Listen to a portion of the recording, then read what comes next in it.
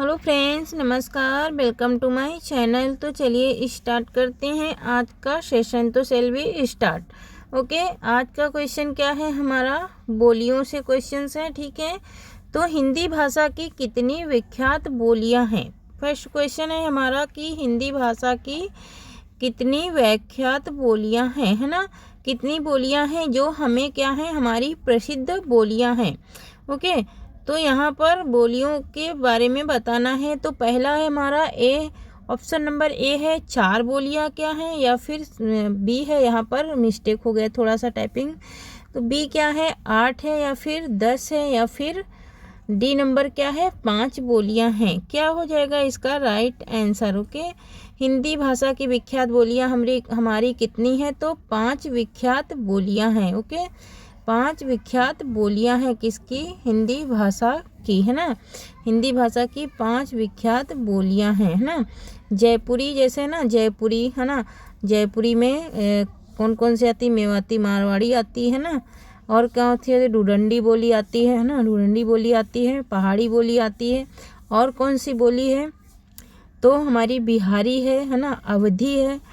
तो इस प्रकार से हमारी बोलियों की संख्या 5 है, ठीक है। ओके, नेक्स्ट क्वेश्चन देखेंगे। नेक्स्ट क्वेश्चन है हथौड़ी बोली है।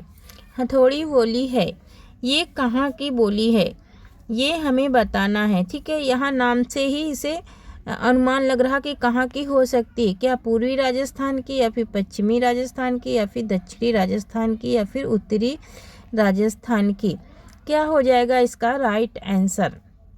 हथौड़ी बोली कहाँ की है तो ये राजस्थान की है, ठीक है। सिर्फ हमें उसकी दिशाओं को बताना है कि कहाँ की है, या पूर्वी की है, पश्चिमी की, या दक्षिणी, या फिर उत्तरी। कहाँ की ये बोली है, कहाँ पर बोली जाती है। तो हथौड़ी मीन्स क्या होता है? तो यहाँ ये पूर्वी राजस्थान की बोली है। कहाँ की बोली है? ये पूर्वी राजस्थान की बोली है। और ये कहाँ पर आता है? जयपुर में आता है। तो जयपुरी भी इसे कहते हैं, ठीक है। इसे जयपुरी भी और मेवाती, मारवाड़ी, है ना।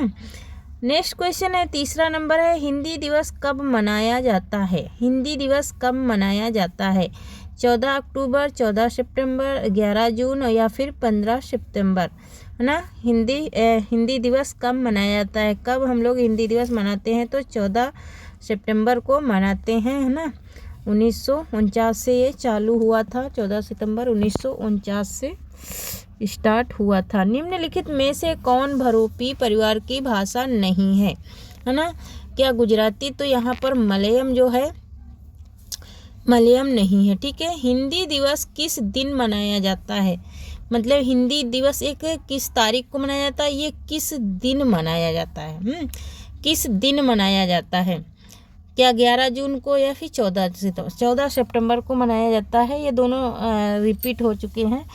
नेक्स्ट क्वेश्चन है टकसाली भाषा कहते हैं। ये मैं पहले भी सेशन में ये क्वेश्चन डाल चुकी हूँ कि तो ये संस्कृत भाषा को कहते हैं, या फिर ग्रामीण भाषा को, या फिर प्रतिनिष्ठित भाषा को, या फिर कृत्रिम भाषा को? तो प्रतिनिष्ठित भाषा को कहते हैं। निम्नलिखित में भाषा की प्रमुख प्रकृति कौन सी है? क्या सरलता से क्लिष्टता की ओर है? यहाँ पर क्लिष्टता नहीं होगा, यहाँ पर विशिष्टता होगा, ठीक है। टाइपिंग मिस्टेक हो जाता है कभी कभी, ठीक है। तो सरलता से विशिष्टता की कोई क्या ओर है, या फिर जटिलता से सरलता की? तो यहाँ पर जटिलता से सरलता की ओर है, ठीक है। ध्रुपद गायन का संबंध किस भाषा से है? ध्रुपद गायन का संबंध किस भाषा से है? क्या ब्रज भाषा से है, या अवधी से है, या फिर राजस्थानी से है, या फिर खड़ी बोली से है? क्या हो जाएगा इसका राइट आंसर? तो ये ब्रज भाषा से इसका संबंध है। क्वेश्चन नंबर 9 है राजभाषा आयोग के प्रथम अध्यक्ष कौन थे?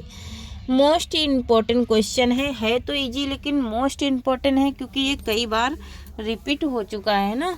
कई बार ये क्वेश्चन रिपीट हो चुका है। तो कौन है? बाल गंगाधर खेर है ना, जिसे बीजी खेर शॉर्ट में ज़्यादा कहते हैं, ठीक है। तो बाल Gangadhar Kher. Next question number 10 है हिंदी भाषा की उत्पत्ति हुई है किससे हुई है? वैदिक संस्कृत से, या फिर लौकिक संस्कृत से, या फिर सौरसैनी अभ्रम से, या फिर प्राकृत से? क्या हो जाएगा इसका राइट आंसर? तो ये सौर सैनी अपभ्रंश से हुई है ना, सौर सैनी अपभ्रंश से हुई है, पश्चिमी बोली में आता है। ठीक है, नीचे भाषा की 4 विशेषताएं दी हैं, इनमें से जो एक गलत विशेषता है उसे चुनिए। भाषा परिवर्तनशील होती है, क्या सही है? हाँ, ये बिल्कुल सही है कि भाषा परिवर्तनशील होती है। भाषा पैतृक संपत्ति होती है, क्या ये सही है? या भाषा सामाजिक संपत्ति होती है, क्या ये सही है? या फिर भाषा अनुकरण द्वारा सीखी जाती है, क्या ये सही है? तो यहाँ पर ये भाषा पैतृक संपत्ति नहीं होती है ना, भाषा हमारी परिवेश से आती है ना। भाषा हमारी कहाँ से आती है? परिवेश से आती है ना। हम जब वातावरण में, इन्वायरमेंट में जैसे ही जाते हैं, जैसा हमको इन्वायरमेंट मिलता है उसी प्रकार की हम भाषा सीखते हैं। तो भाषा हमारी पैतृक नहीं हो सकती। ठीक है, किसी सीमित क्षेत्र में बोली जाने वाली स्थानीय भाषा को क्या कहते हैं? राष्ट्रीय भाषा कहते हैं, या फिर राजभाषा कहते हैं, या फिर बोली, या फिर उपभाषा कहते हैं? तो वहाँ पर बोली कहते हैं। स्थानीय भाषा को क्या कहते हैं? बोली कहते हैं। कि मतलब किसी भी, जैसे महाराष्ट्र में मराठी, उत्तर प्रदेश में क्या कई भाषाएं हैं, अवधी, बघेली, छत्तीसगढ़ी, ये सब बोली जाती, बिहारी भी बोली जाती है। इनमें से कौन सी राजस्थानी की बोली नहीं है? राजस्थान की बोली नहीं है।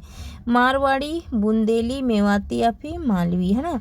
तो यहाँ पर जो बुंदेली है ये छत्तीसगढ़ी की है ना, अवधी बघेली छत्तीसगढ़ी है ना, ये छत्तीसगढ़ी में आती है। मैथिली बोली के लोकप्रिय कवि हैं। मैथिली के लोकप्रिय कवि कौन है? क्या तुलसी हैं, या फिर जयसिंह हैं, या फिर विद्यापति, या फिर नंददास? तो राइट आंसर क्या है हमारी? विद्यापति। विद्यापति ने अपनी पदावली को भी मैथिली भाषा में लिखा था ना। अंगिका, अंगिका किस राज्य की बोली है? अंगिका किस राज्य की बोली है? क्या बंगाल की है, या फिर छत्तीसगढ़ की, या फिर मध्य प्रदेश, या फिर बिहार की? क्या हो जाएगा इसका राइट आंसर? इसका राइट आंसर हो जाएगा बिहार। बिहार की ये बोली है अंगिका, है ना। अंगिका बिहार की बोली है ना, इसे मगही भी कहते हैं। ग्वालियर की बोली है बुंदेली, ब्रजभाषा, खड़ी बोली, या फिर कन्नौजी?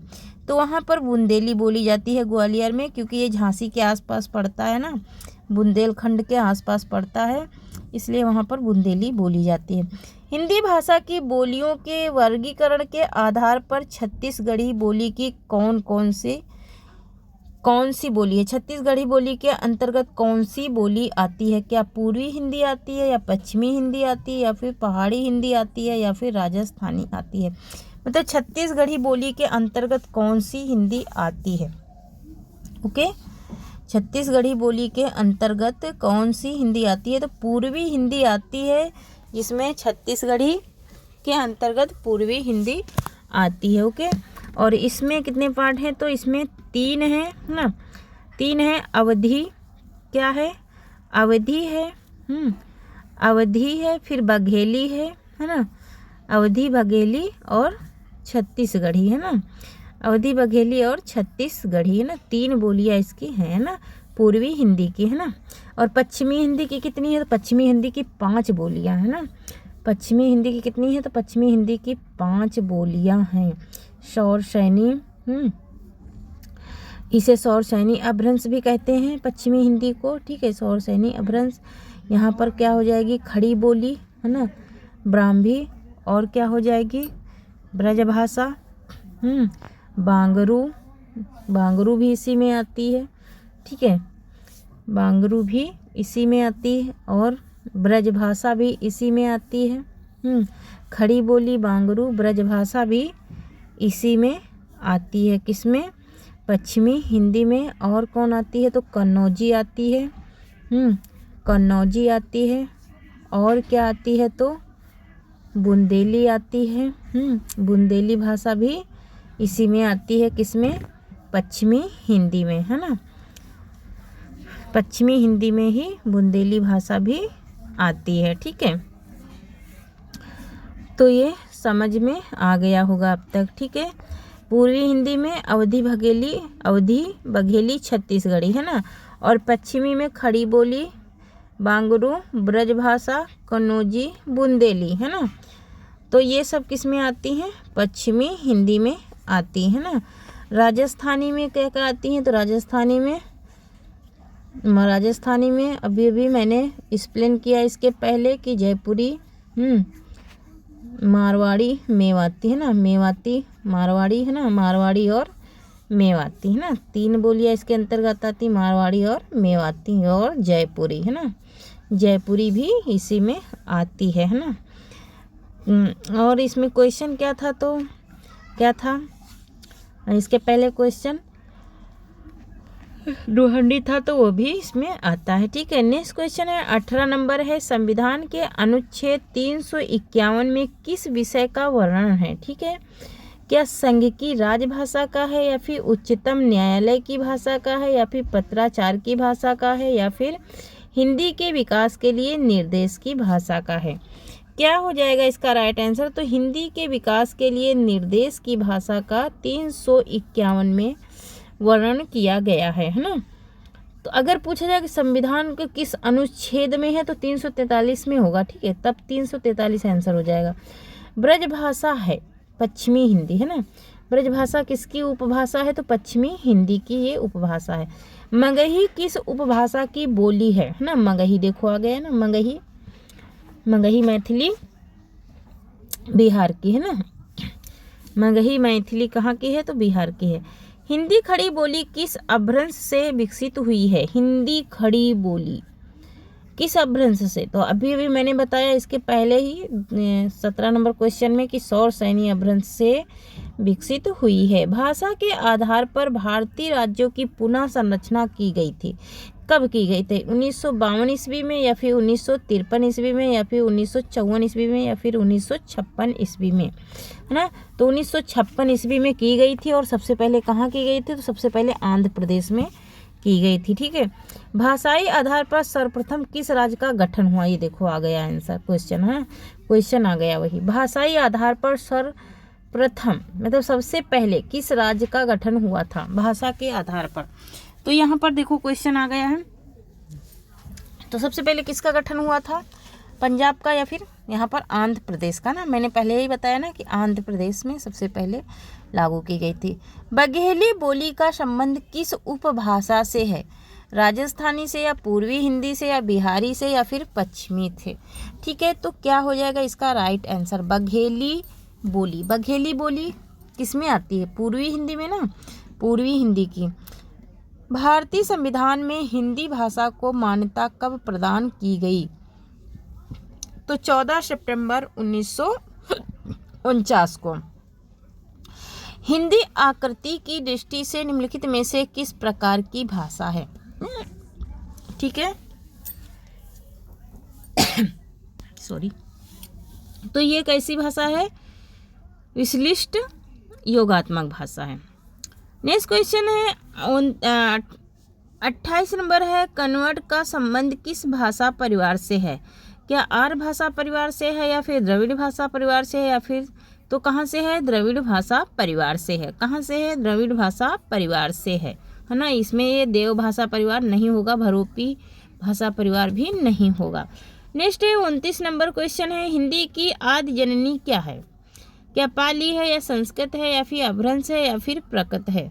क्या हो जाएगा इसका राइट आंसर, तो ये संस्कृत को आदि जननी माना जाता है। हिंदी की आदि जननी जो है हमारी संस्कृत माना जाता है। ठीक है, और ये देवी क्या है, देव भाषा भी इसे कहते हैं, किसको, संस्कृत को, है ना, क्योंकि संस्कृत से ही हमारी मराठी और हिंदी निकली है ना। तो यहाँ पर नेक्स्ट क्वेश्चन है हमारा 30 नंबर है, मानक देवनागरी वर्णमाला किस वर्ष में प्रकाशित हुई, मानक देवनागरी वर्णमाला किस वर्ष प्रकाशित हुई ना, ये पुस्तक है, तो 1966 ईस्वी में प्रकाशित हुई। कब प्रकाशित हुई थी, तो 1966 ईस्वी में ये प्रकाशित हुई थी। ठीक है, नेक्स्ट क्वेश्चन है, हिंदी वर्तनी का मानकीकरण किस वर्ष में प्रकाशित हुई, हिंदी वर्तनी की मानकीकरण किस वर्ष प्रकाशित हुई, क्या 1967 में, या फिर 1968 में, या फिर 1969 में, या फिर 1970, तो 1967 ईस्वी में ये प्रकाशित कराई गई थी। ठीक है, नेक्स्ट क्वेश्चन है हमारा वर्ष 1955 ईस्वी में गठित प्रथम राजभाषा आयोग के अध्यक्ष थे। प्रथम राजभाषा आयोग के अध्यक्ष कौन थे? क्या बीजी खेर थे, या फिर सुनीत कुमार चटर्जी थे, या फिर बीजी प्रांत थे, या फिर जीबी प्रांत थे, या फिर पी सुब्बोरोयन थे? तो ये कौन थे? बीजी खेर थे। इसके पहले भी क्वेश्चन आया है इसमें, ठीक है। नेक्स्ट क्वेश्चन है 33 नंबर है हमारा क्वेश्चन। भारतीय संविधान की 8वीं अनुसूची में शामिल भाषाओं की संख्या है ना। 8वीं अनुसूची में कितनी भाषाएं शामिल हैं? क्या 14 है, या 15 है, या फिर 18 है, या फिर 22 हैं? क्या हो जाएगा इसका राइट आंसर? ओके, तो इसका राइट आंसर हो जाएगा हमारा क्या? ऑप्शन नंबर डी हो जाएगा 22 भाषाएं। 22 भाषाएं इसमें शामिल हैं 8वीं अनुसूची में। हिंदी की आदि जननी है, ये तो क्वेश्चन रिपीट हो गया, ठीक है, ये रिपीट हो गया है क्वेश्चन, 2 बार आ गया है। संस्कृत होगा इसका राइट आंसर। आज का लास्ट क्वेश्चन है 10वां विश्व हिंदी सम्मेलन तो नागपुर में हुआ था 2020 में। तो थैंक यू गाइस, आज के लिए इतना ही। तब तक के लिए जय